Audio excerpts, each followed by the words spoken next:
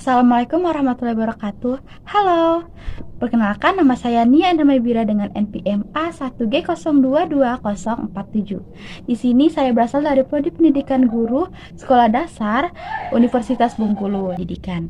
Apa aja sih yang akan kita bahas di materi kita pada pertemuan kali ini, yaitu yang pertama ada pengertian dari manajemen pendidikan, ada unsur-unsur manajemen pendidikan, tujuan dan manfaat dari manajemen pendidikan, pembagian manajemen, komposisi keterampilan manajemen, ruang lingkup manajemen pendidikan, dan prinsip-prinsip manajemen pendidikan.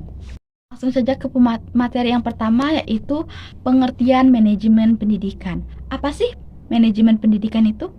Manajemen pendidikan adalah suatu kegiatan atau rangkaian kegiatan yang berupa proses pengelolaan usaha kerja sama sekelompok manusia yang tergabung dalam organisasi pendidikan untuk mencapai tujuan pendidikan yang telah ditetapkan sebelumnya dengan memanfaatkan sumber daya yang ada dan menggunakan fungsi-fungsi manajemen agar tercapainya tujuan secara efektif dan efisien.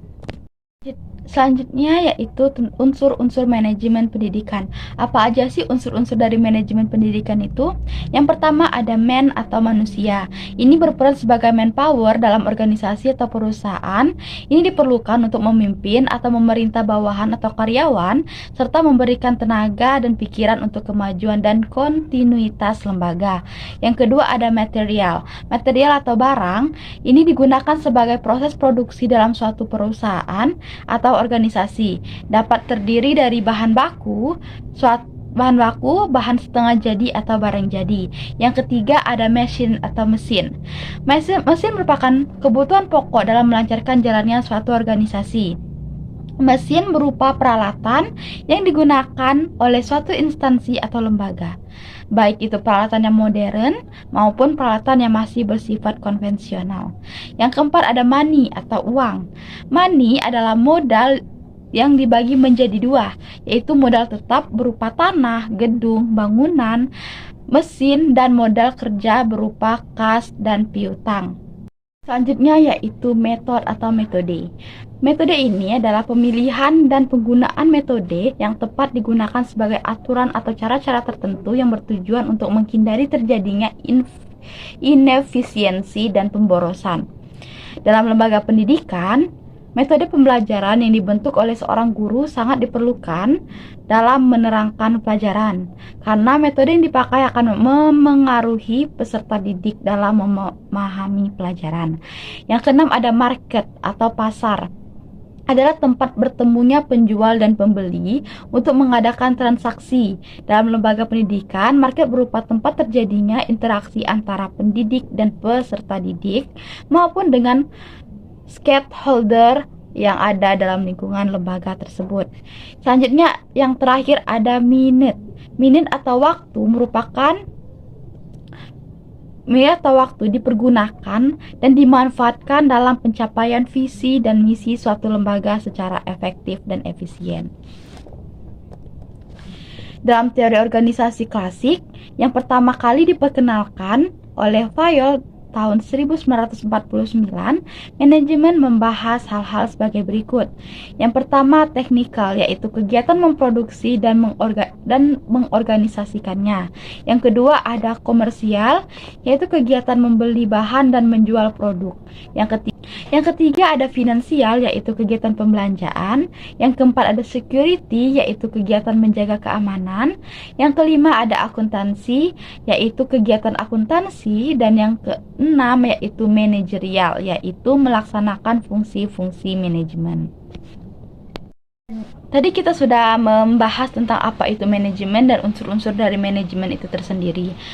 Selanjutnya yaitu apa sih tujuan dan manfaat dari manajemen pendidikan itu? Tujuan dan manfaat manajemen pendidikan menurut Kurniadin dan Marsali 2012 125 antara lain. Yang pertama, terwujudnya suasana belajar dan proses pembelajaran yang aktif, inovatif, kreatif, efektif, dan menyenangkan.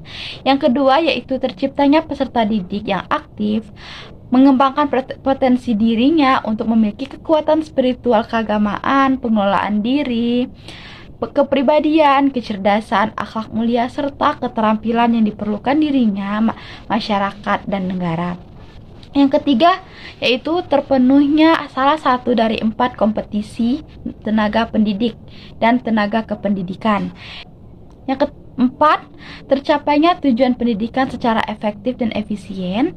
Yang kelima, terbekalinya tenaga kependidikan dengan teori tentang proses dan tugas administrasi pendidikan. Yang keenam, teratasinya masalah mutu pendidikan. Yang ketujuh, terciptanya perencanaan pendidikan yang merata, bermutu, relevan, dan akuntabel, serta meningkatnya citra pendidikan yang positif. Yang selanjutnya yaitu pembagian manajemen. Manajemen dibagi menjadi 3. Yang pertama yaitu manajemen puncak, top, atau top management. Disebut juga dengan manajemen institusional atau eksekutif atau key eksekutif. Terdiri dari dewan direktur, direktur utama atau chief executive officer atau CEO. Tugasnya yaitu mengembangkan rencana-rencana yang luas untuk lembaga dan mengambil keputusan-keputusan penting. Yang kedua yaitu manajemen menengah atau middle management. Disebut juga dengan manajemen administratif. Terdiri dari pimpinan pabrik atau para manajer divisi. Tugasnya bertanggung jawab untuk mengembangkan rencana-rencana operasional yang lebih luas dan menerapkan rencana yang dibuat oleh manajer puncak. Dan yang terakhir yaitu manajer pelaksana.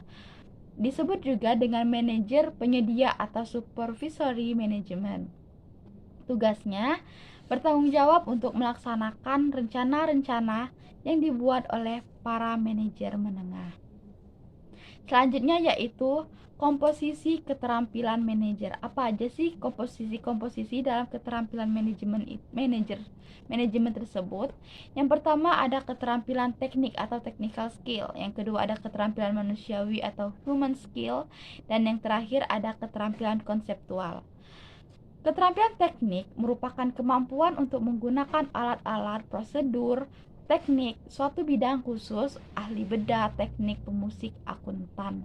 Yang kedua, keterampilan manusiawi atau human skills merupakan kemampuan untuk bekerja dengan orang lain, memahami orang lain, dan mendorong orang lain, baik sebagai perorangan maupun kelompok.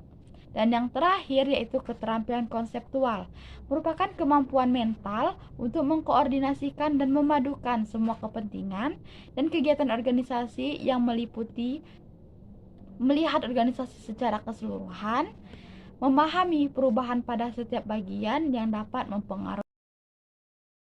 Selanjutnya yaitu ruang lingkup manajemen pendidikan. Ruang lingkup manajemen pendidikan yaitu ada 8. Yang pertama manajemen kurikulum, yang kedua manajemen personalia, yang ketiga manajemen peserta didik, yang keempat manajemen sarana dan prasarana, yang kelima manajemen keuangan atau pembiayaan, yang keenam ada manajemen administrasi, yang ketujuh ada manajemen humas, dan yang terakhir manajemen layanan khusus. Selanjutnya yaitu ada prinsip-prinsip manajemen pendidikan. Menurut Douglas 1967 halaman 13-17 merumuskan prinsip-prinsip manajemen pendidikan sebagai berikut. Yang pertama, memprioritaskan tujuan di atas kepentingan pribadi dan kepentingan mekanisme kerja. Yang kedua, mengkoordinasikan wewenang dan tanggung jawab. Yang ketiga, memberikan tanggung jawab pada personil sekolah hendaknya sesuai dengan sifat-sifat dan kemampuannya.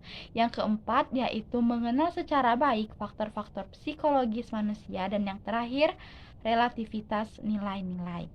Sekian materi dari saya tentang konsep-konsep manajemen pendidikan. Terima kasih sudah menonton. Jangan lupa like, comment, dan subscribe. See you, bye-bye. Wassalamualaikum warahmatullahi wabarakatuh.